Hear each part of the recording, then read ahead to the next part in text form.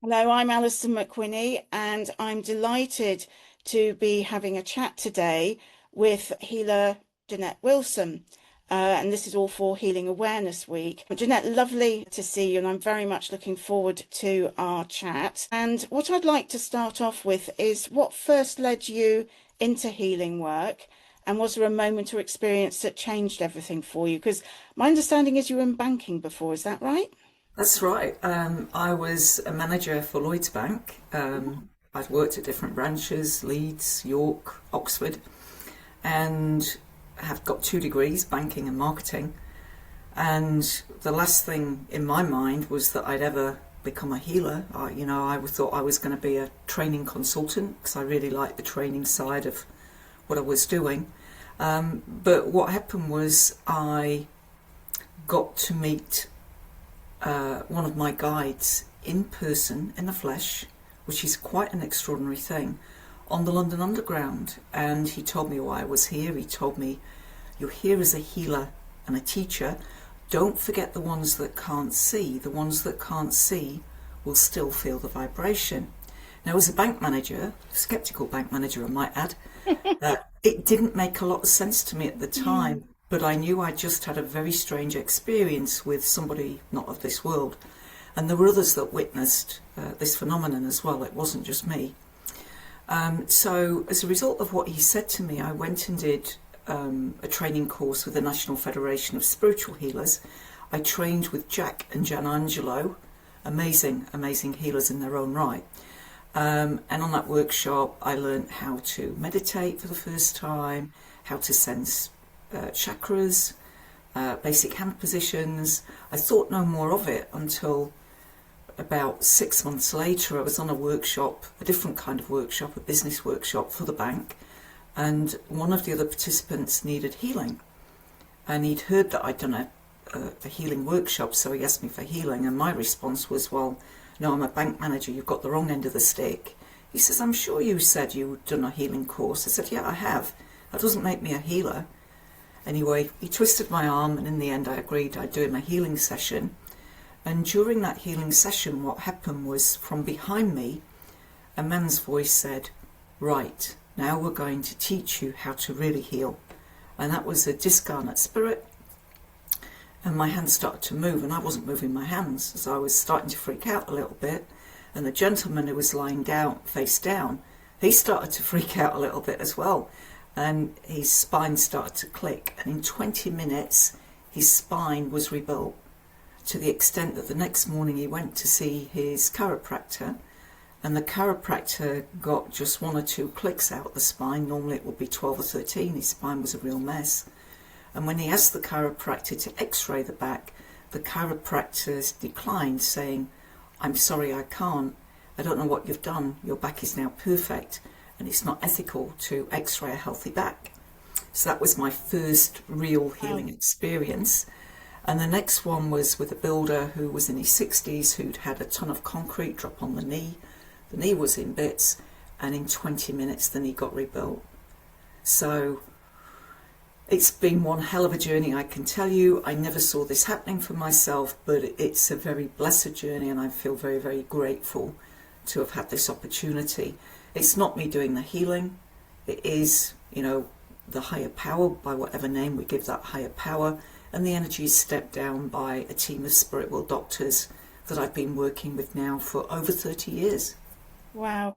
For people watching this who might not be healers, how does spiritual healing work?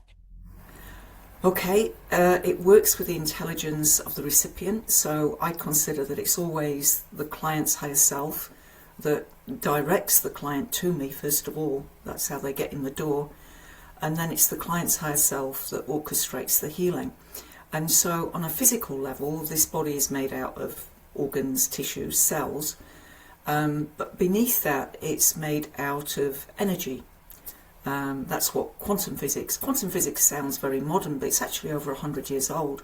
And quantum physics says that this body that looks so solid isn't really solid. It's made out of waves of energy. And so when you're working as a healer, you're attuning yourself to a higher frequency energy, the divine. And that higher frequency energy comes into your client's energetic field And at some level, often unconsciously, the client is aware of that energy. And I consider that the cells and the intelligence of the body, the innate body wisdom, picks up, oh, there's a nice energy here, I'll have some of that.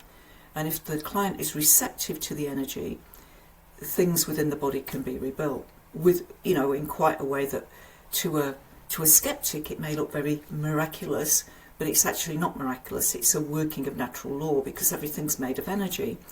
And if I give you a simple example of this, Alison, if you've just had an argument with somebody and you're feeling all stressed and all het up, your digestive system ain't going to be working the best. Your blood pressure's probably going to be elevated, and you won't be able to think clearly because of something you've experienced in a physiological response. Well, the same is true when you go for a healing session. The healer helps you relax, and just that relaxation process can help digestion improve, the mind become clear, blood pressure drop. And so healing works in a multi-dimensional level of ways, but always with the highest interests of the client. That's helpful, thank you. And what is the definition of disease? I like to split the word up and say dis meaning not ease, not at ease. So when a doctor gives a diagnosis of a disease, that's one thing that can happen. The doctor will diagnose and give something a title. But to me, the title doesn't mean anything. Like arthritis isn't a thing. You can't give somebody a cup of arthritis like you could give somebody a cup of sugar. So to me, arthritis is a label. And my label's Jeanette. But Jeanette doesn't tell you anything about me. It might tell you I'm female, might tell you I'm European, but it doesn't tell you anything really about me. And I consider that when disease is present in the body, it's because at some level the person isn't at ease. Very often, if people have got emotional upset, they'll have problems in the stomach. If they're grieving because they've lost somebody, or a relationship's ended, or they've been made redundant, they may have issues in the heart. And different tissues in our body process different feelings. So when we're pissed off, we're going to have trouble with our bladder, or maybe our kidneys. When we're holding on to old shit, we may be constipated. So disease to me is where are we not at ease? And there's a simple process that your viewers might want to try. You place one hand on your heart, one hand on your tummy, and you just ask the body, how am I feeling right now? And you might notice, oh, there's a bit of tightness in the chest, or there's a bit of, the stomach feels hard, and it's like, okay, well, why am I feeling that way?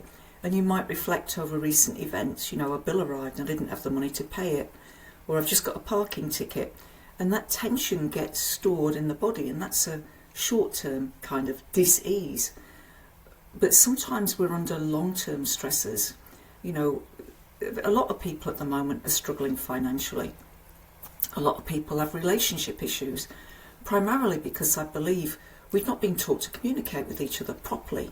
We've not been taught to speak our truth. We've been taught to keep the peace and keep our stuff to ourselves, and that can get stored at a cellular level, leading to disease. Yeah.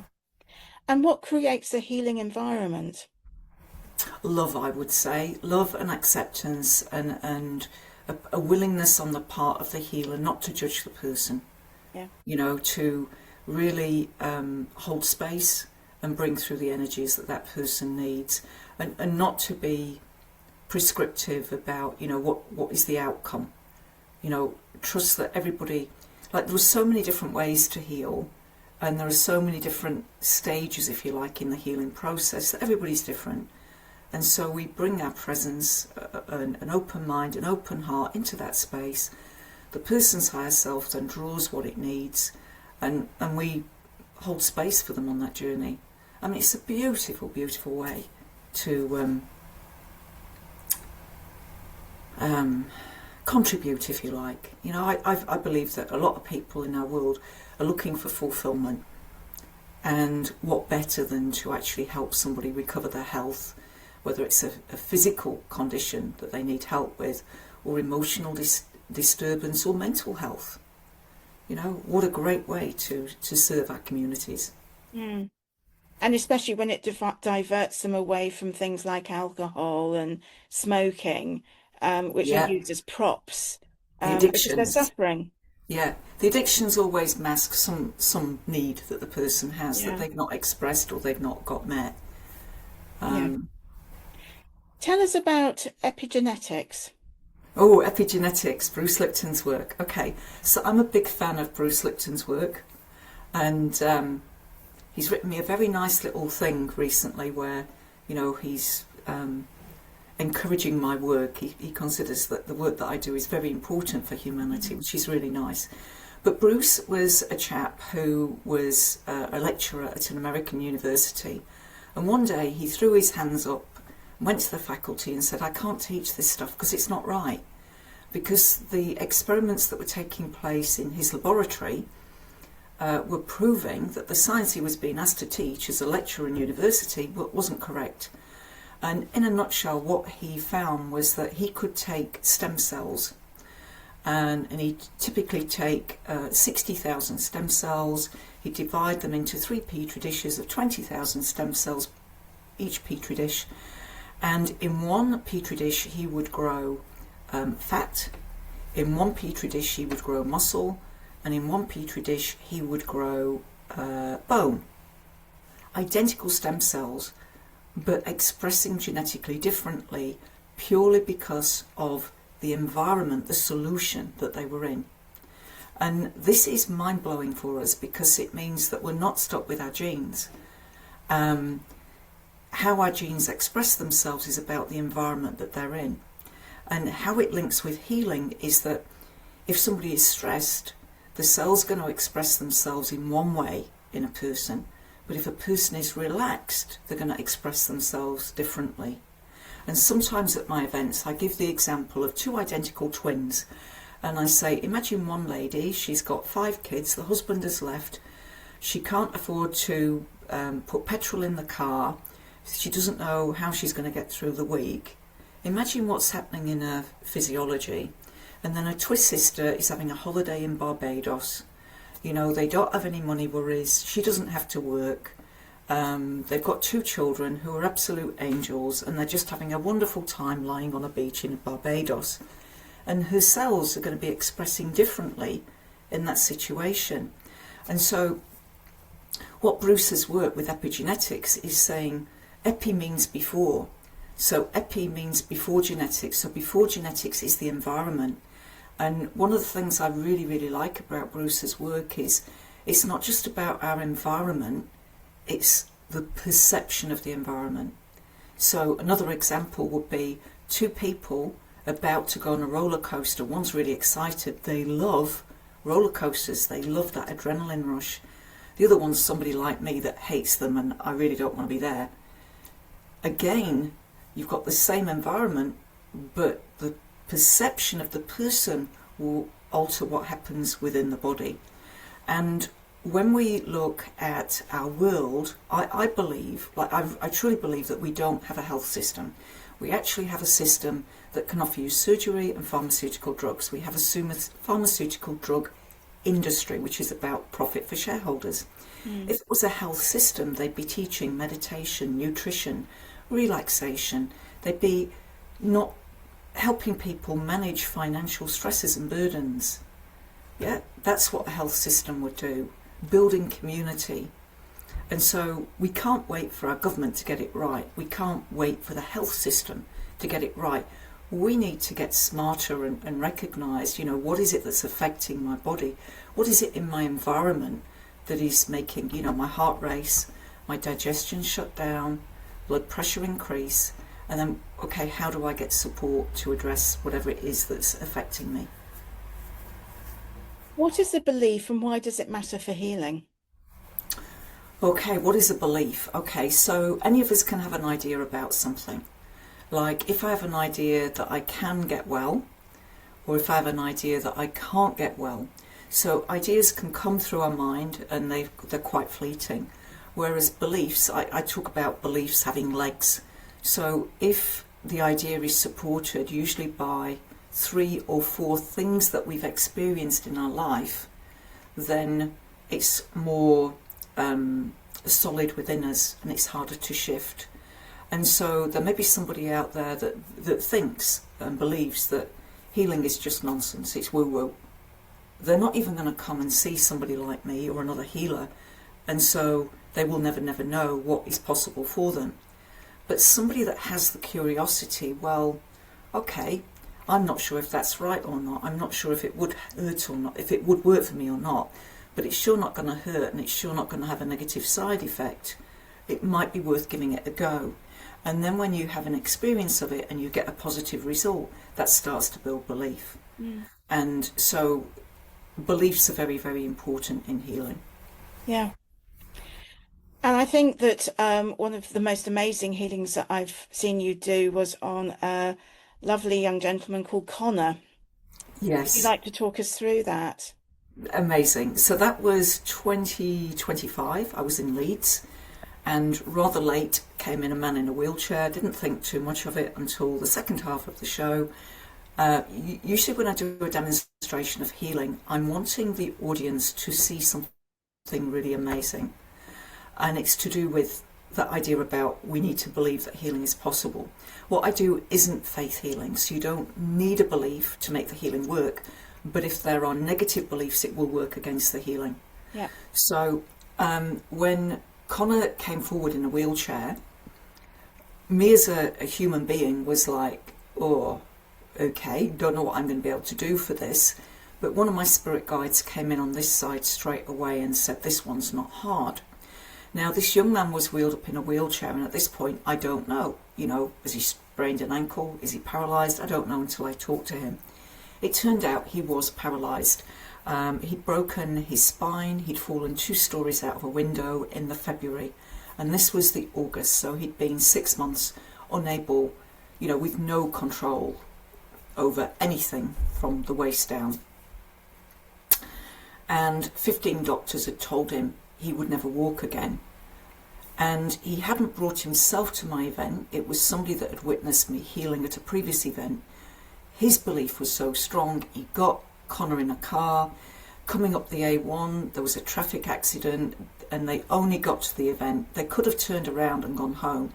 But the person that brought Connor to the event, his belief was so strong that I would be able to help him because of what he'd seen of my other work, that he brought Connor. And within 30 minutes, Connor was walking. And within 90 minutes, he was walking unaided. And he never went back in his wheelchair. And it's an incredible, incredible video to watch. It is incredible. I have seen it. And the prognosis wasn't very good initially from the medical teams, was it, for No, his no, walking going forward? 15 doctors had said he would never, ever walk again. Yeah. 15 doctors. And then what's really surprising, Alison, he took a USB of his healing to each of those doctors, each of those specialists, consultants he was under, and not a single one of them got in touch with me. Oh, goodness. Yeah, goodness. And that's not the first time that's happened. I've had clients that have come back from being in hospice, and their specialists do not get in touch with me. That is such a shame, isn't it? Because It is. healers always work with consultants and doctors where possible. It's never an alternative. That's right. And it's such a shame that some are very receptive and really good, but there's still some work to go there, isn't there? There is. Yeah. Now, not all healings happen straight away. Sometimes it can be gradual. And I think it's important to use evidence to build your belief, to strengthen your belief gently, gently as you go. What are your thoughts on this?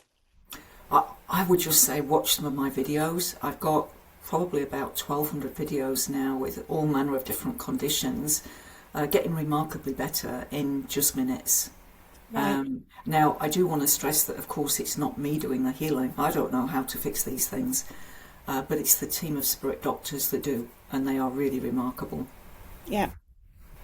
Do you feel imagination is important in healing? Absolutely. I feel it's one of humanity's most underrated tools that we've got, not only for healing, but in all aspects of our life. If we can imagine something going well, it probably will. Mm.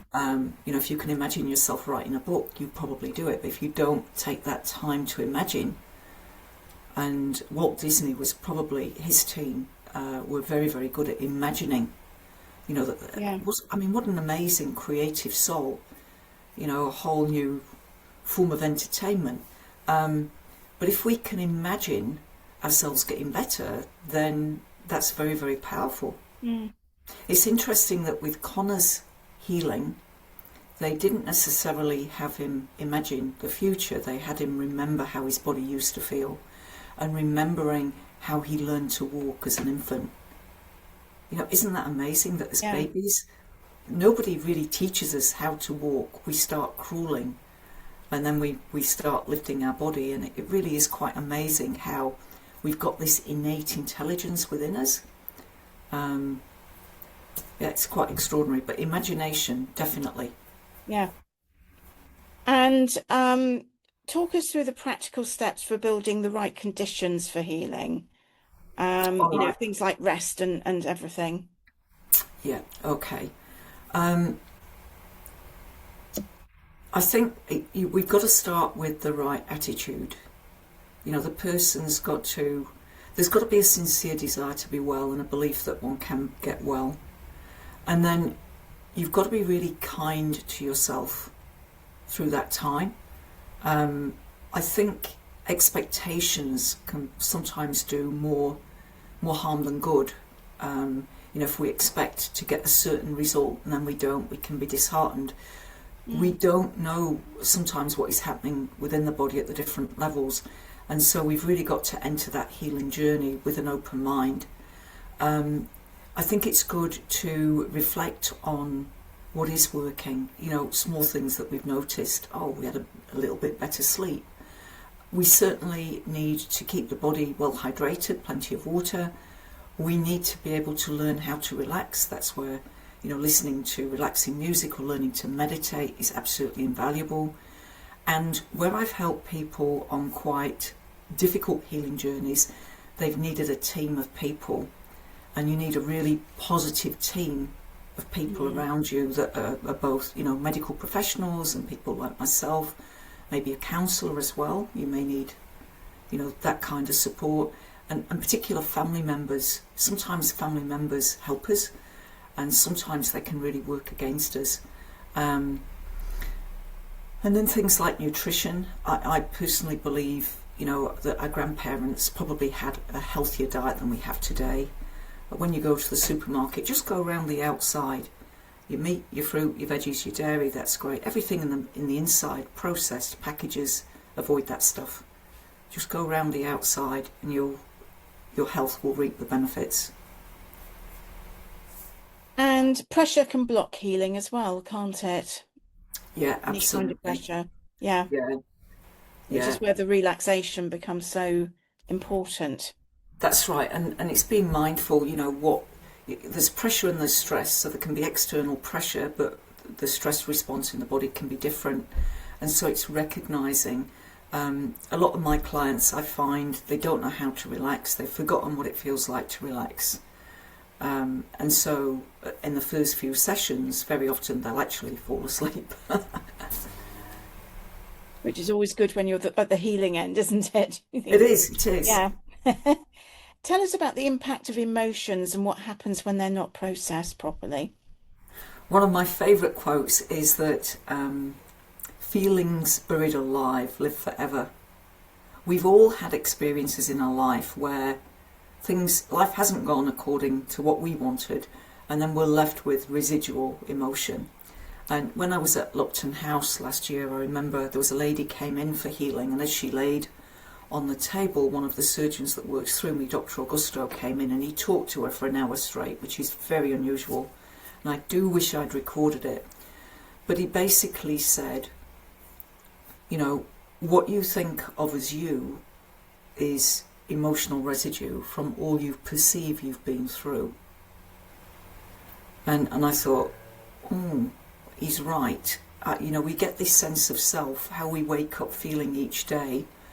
That sense of self that we have it's emotional residue from what we perceive we've gone through. If things went well, we're going to feel more positive. If things didn't go well, not so good.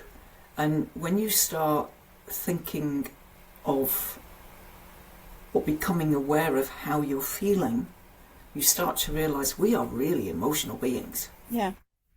And I run a really interesting session called Emotional Reprogramming, where in just about 90 minutes or so, I can teach people how to reprogram themselves emotionally. So there's a different emotional response. Mm-hmm. And what about people who feel that they don't feel anything at all? Is that a worse situation? Does that mean it's more buried? Can be. It's rare people don't feel anything at all, but it can happen. I had a lady recently where I'd directed her to pay attention to her breathing. So if we want to calm ourselves down, the best thing we can do is start witnessing our breath. It centres us. And what we want to do is make the exhale twice as long as the inhale. That will calm most people down. Now, if you've got a tendency towards being very introverted or a tendency towards depression, don't do this one. Just match your in and your out breath. But for anybody else that's wanting to relax, you extend the out breath. So I got her to do this, to count the in breath. And at the end of the session, she said, well, I didn't feel a lot at all. She says, and I didn't do what you suggested with the breath because I know how to breathe. I don't need to do that. She says, I was thinking of my groceries, what I'm cooking for dinner tonight. And it's like, well, that's why you didn't feel anything, because you were in your mind.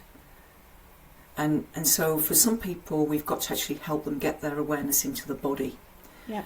And so very often I will get them to take their awareness into their toes and relax the toes. And to relax the toes, we'll typically squeeze the toes, feel them tight, and then relax. And then you feel, oh yeah, that's what relaxed is. Now squeeze your feet. Now relax your feet.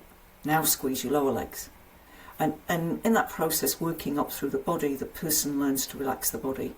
And in that state, they can start to sense something. And so if somebody can't sense anything, what I might do is direct their awareness to that part of the body where the complaint is, and to imagine either a tight fist gently unfolding, so they can tune into that, or a slab of butter melting in warm sunlight, because it's the same kind of, we want to help the person release. I have seen miraculous healings where the client just didn't feel anything. And I've had miraculous healings where I didn't feel anything. I thought, oh, there's not a lot happening here. Had one of those very early on in my healing career with a young girl called Poppy, who had got one leg longer than the other. And because she was only 4, instead of just doing my healing with my hands, because I was dressed all in white, I didn't want to freak the young girl out. It was around Christmas and I got this stuffed reindeer. So I put the reindeer hands on her legs. And so because I was holding the reindeer, I didn't feel a lot in my fingers. But at the end of the session, the father rang me to thank me, to say her legs were the same size. Wow. It's like mind-blowing. My goodness. How does that happen? Yeah. But I didn't feel anything. I was thinking, oh, not a lot happening here. Could have blown me over with a feather that day. Yeah. Turning to healers, particularly I'm thinking newly qualified healers, how can healers develop their healing and develop their attunement for even more and more improved healing? Yeah. So practice. The only way we build confidence is through practice. I don't believe in fake it till you make it as a healer. No. You want practice, and then you accelerate your learning by reflecting on the experience and modifying what you're doing. It's no good just to, if we go into a relationship and it's a disaster, and we go into another relationship and it's a disaster, and we go into another relationship and it's disaster, and we don't reflect and modify what we're doing and work it out and learn from it. And we've got to do that with healing. So after every healing, we need to reflect on what went well, what didn't go so well, what would I do differently next time. Yeah. And so having somebody mentor you, being around other powerful healers, meditation is absolutely key. I run a session every Sunday at 8 a.m. UK time. It's on Sangha Online Community on Facebook, where you can attune to the spirit doctors. And so it's good for anybody to receive healing directly from the spirit doctors without me needing to be there, but it's also good for developing healers as well. And I noticed that when you're giving your healing, you're quite often all in white. Why Yes. is that? Yep, I believe it gives a level of spiritual protection. That's what my guides have told me. Hmm. And doctors used to wear white coats, nurses used to wear white, and then, they're now in navy blue or grey, and that's for, like, white gets dirty fast, doesn't it? So I can see why they've done that. But the white clothing gives you feel different in white. I mean, I'm on a day off today, but I'm still in a white kind of garment. You Mm. feel different in white. There was a time I used to wear a lot of black until I went down this path, and then you realise black is good if I want to work as a medium, if I want to subjugate my ego. If you think about priests and nuns wear black, black's not bad. Mm. But if you want to work as a healer, white clothing is just amazing. And I also want to draw a reference to the fact that in the olden days, in my generation, the matron used to wear a little white cap, They did, yes, I and that remember was that. protecting the crown chakra with white. That Ah, was white light here. And you see, it's all been lost, but there were good reasons. yeah. And then you look at the St. John's ambulance, and the energy of St. John is very, very powerful. It's a blue and white energy. And that little sign that you see on the St. John's ambulance, it's like the cross, isn't it? With they're shaped with quite a different, distinctive sign. Well, that's the frequency when St. John's energy comes through. It's a white light in that shape on a blue background. Yeah. But you see, it gets lost over time. People don't understand the significance of why things are like they are. But white clothing for healing for sure. Yeah.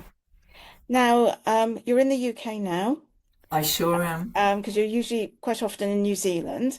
I am. And Healing Awareness Week is almost upon us. I'd like to talk about what you're doing during Healing Awareness Week at Lupton House in the first instance. Yeah, We've got some cool. exciting events coming up. We have. So, healing awareness, what a great idea. It really is. So, it has my full support. And so, I'm doing a number of events where all the proceeds go to Healing Awareness Week, because I believe that healing, its time is now. Harry Edwards in his lifetime did a lot to try and raise the profile of healing. He Mm. founded the National Federation of Spiritual Healers. He did amazing work in his lifetime, and I believe that now we need to continue Harry's legacy. And Healing Awareness Week is a great way to do this. And so there's lots of different events. I'm teaching emotional reprogramming. I'm teaching, there's lots of different people, not just me.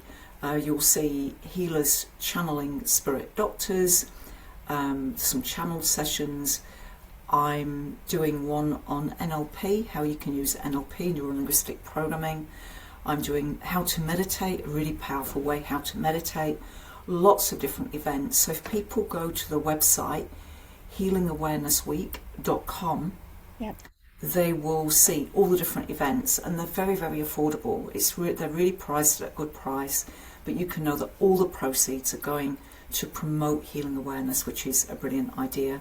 While I'm at Lupton House as well, I'm also doing Healing with the Spirit Doctors. That's the 9th and 10th of May. That's a weekend, 10 till 5, and you can learn to work with the Spirit Doctors. And I'm also seeing people privately if they need healing and would like to book it. Lovely. And then after Healing Awareness Week, you move to Surrey at some Yes. point, and you're going to do some events at Harry Edwards Foundation, just outside Sheer. Could you talk us through what you're doing there? Yeah, again, a variety of events. I've got the Healing with the Spirit Doctors. That's on the 18th and 19th of May. And we've also got one on the 13th and 14th of June. I've also got emotional reprogramming, and I'm also seeing people privately. Yeah. And the Harry Edwards Foundation, I actually used to work there, and it's a beautiful location in the Surrey Hills with 30 acres of beautiful, relaxing grounds, with a labyrinth, and at the moment, bluebell woods. The bluebells are out at the moment. Absolutely stunning, overlooking farmlands. So if you are in that area, do go down to see Jeanette, and also visit the foundation as well. It's a very calming energy there as soon as you go in through the sort of gate off the little country road. It's like entering into another space, really, isn't it? Well, I It, find re- that. it really is. It's quite Yeah, extraordinary. And the closer you get to the actual sanctuary, the energy just goes up and up. I burst into tears when I first experienced the sanctuary, just the spiritual energy. And I feel it's a great privilege to get to work there and to be a part of what's happening there, continuing Harry's legacy. I mean, it's great for a day out there, just to find out about Harry, find out about the place, mm, maybe have a healing yourself there while you're there. yeah. Now, how can people follow your work, get in touch with you? Yep. Because you're doing some excellent work, and I know you write books, and I'm sure people will be interested in your books and in your work. So, what's the best way to find out more about you and see your work? My main website is JeanetteWilson.com, and on there there's quite a variety of, you'll see testimonials and some videos of my work. Um, for the UK, for UK events, I have a separate website, JeanetteWilson.co.uk, so you can actually go there and see exactly where I'm going to be and when. There are private sessions in a variety of different places like Lupton House, and the Harry Edwards Centre. And yeah, I think that's probably all people need to know. So JeanetteWilson.co.uk for UK events. And if you want to see my books, and I've made things like music CDs, that's JeanetteWilson.com. Lovely. Thank you so much for agreeing to do this for us for Healing Awareness Week. It's been a lovely chat. You're such a brilliant healer, and I'm sure people will be really interested in all that are saying. Thank you so much. My pleasure, Alison. I hope I inspire other healers to take their abilities to the next level, and particularly inspire people that are maybe doing healing part-time to seeing that they can do it professionally, because Yes, our world needs more healers. it certainly does. Thank you so much. My pleasure.